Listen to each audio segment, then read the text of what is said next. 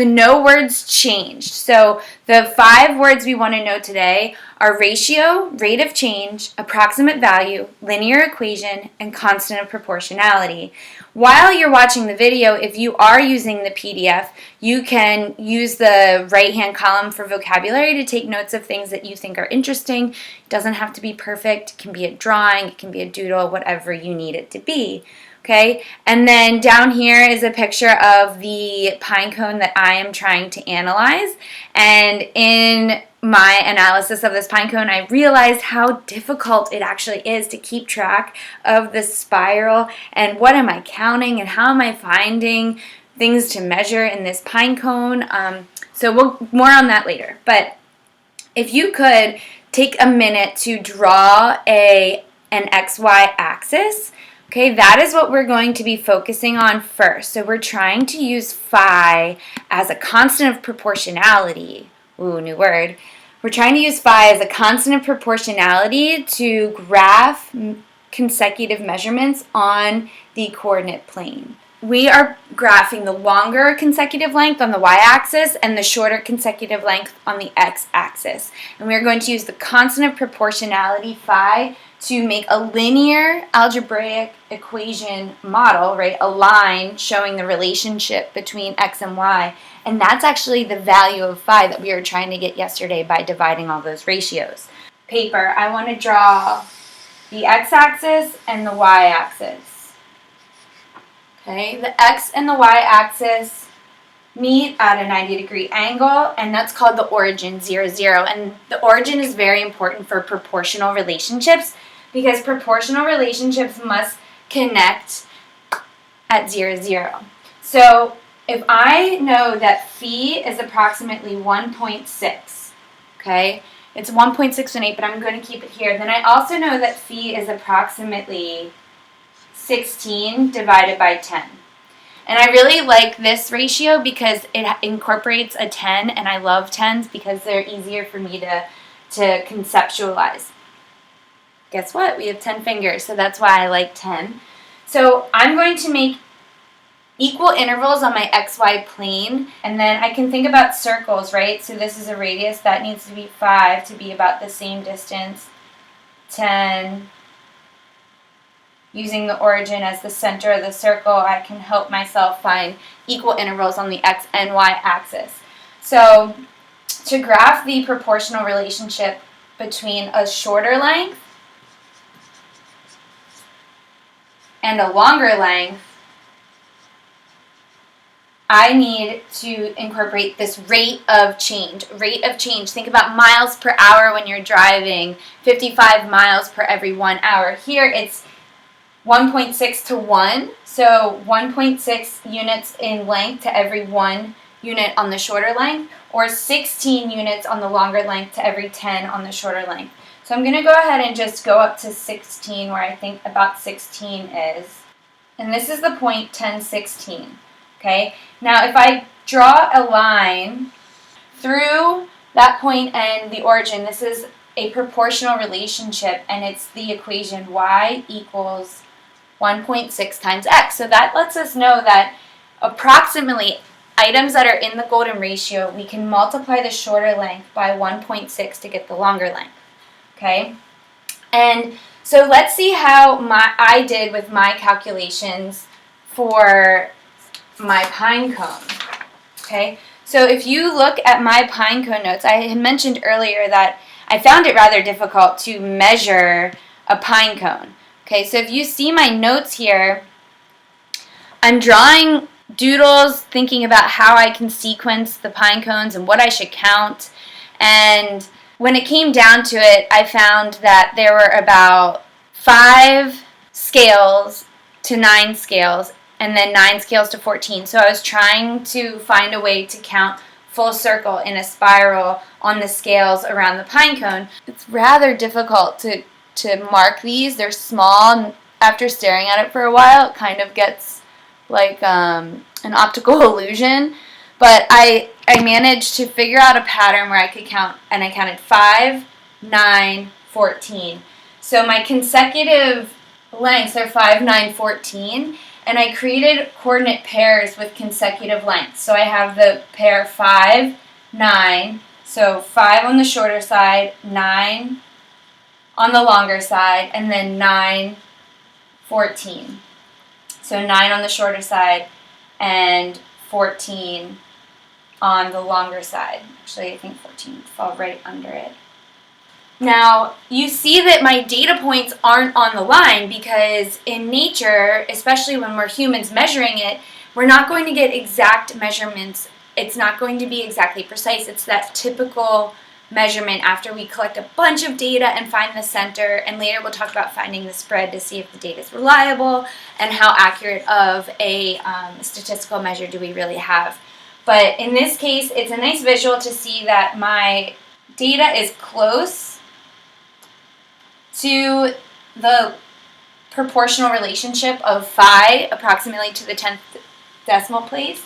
But it's not exact, but I feel confident that how I was measuring my pine cone is close enough of a relationship of phi, meaning that the number of scales around the pine cone in one lap around, and then counting the next lap of scales on the pine cone. I'm calling laps like I'm running laps around a track or something.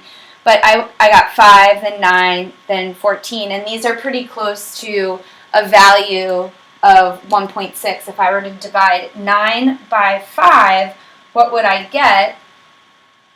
The value is 9/5, the longer side divided by the shorter side, and that is 1 4/5, which is 1.8. And then here I have 14/9, which is 1 5/9, which is really super close to 1 2/3, right? Because 5/9 is the same, is similar to 6/9, and 6/9 is 2/3. So this is close to 1.6, okay? And this is close to 1.8. So my values are close, and I see that this one is slightly above 1.6, so that's why my point is above the line. Okay, so now we graphed the golden ratio in a two-dimensional coordinate plane with a proportional relationship. We also plotted our data points on the coordinate plane to get another way, another perspective of looking at phi, looking at the golden ratio. A ratio is comparing two quantities, so when you're comparing two quantities, you can always use the xy plane to find one axis as one of the quantities and the other axis as the other quantity. Make sure you label them so you can stay organized, and it's another pathway to understanding phi. So how do I find ratios that are perfectly in the golden ratio? Well, any point on this infinite line, there's infinitesimal small points here for an infinite length. So this goes on forever, and there's an infinite number of possibilities, and what I liked to do is just pick a few and make a table with it. So in my table, I just took the constant proportionality, which is 1.6, and multiplied the x values to get the y values. And then I found some friendly numbers. In this ratio table, I saw that 2 goes to 3.2, 3 goes to 4.8, and then 5 goes to 8. Whereas in my measurement, 5 went to 9. So 5 to 8 versus 5 to 9. So 5 to 8, it would be on the line right here. That is, in perfect golden ratio for rounding to the 10th place. So that's pretty close. My pine cone's pretty close. Now, is my method of counting accurate enough? I have some work to do there for sure. I have some serious work to do on how I'm counting these pine cone scales without going cross-eyed all the time. But I'm really enjoying it, and it's helping me connect to nature. And now I'm looking at this one a little bit, and it kind of, on certain angles, you can see that maybe there's a better way to count this pine cone, but I'm not sure. So how does the golden ratio help me see a proportional relationship? Now, a proportional relationship is when you're comparing two quantities and you can form equivalent ratios or equivalent fractions. If we have y equals 1.6x, that's the same as y equals 16/10 x. Now, if I divide both sides of this equation by x, then I can see that 16/10 is going to be equal to y over x. Now this is a proportion. The y value is the longer side of a length divided by the shorter side needs to be equal to 16/10, or we can use about equal to, because we know that our measurements are going to be slightly off. So a proportional relationship is always modeled on a coordinate plane by a line that goes through the origin and is straight. Okay, so it's a constant rate of change. In this case, the constant rate of change is 1.6 over 1, or 16/10 is another way to think about it. Now, since these we're arguing, are in the golden ratio, we're saying that 9/5 is approximately equal to 14/9.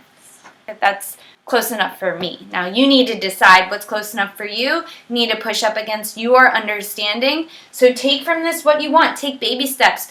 You know, returning to a beginner's mind is a powerful thing. If you are in this expert mind and you think you're advanced and that you have nothing to learn and that you already know all of this, then you aren't bringing it. You need to bring your understanding to the table and push against it to learn and grow, especially when you're e-learning at home. So what about this is too much and you need to put that aside for later? Where is your stopping point? Where is your limit of understanding, and how are you going to break through it is really what the goal of this 28-day journey is. We all come with different experiences and different understandings, so you really need to tune into yourself. This was a good taste of two-dimensional graphing other than just drawing a golden spiral or a golden rectangle. So as we approach the end of this week, Friday, Saturday, Sunday, I will be posting more tutorial pre-recorded videos, and I will come back live Monday through Thursday.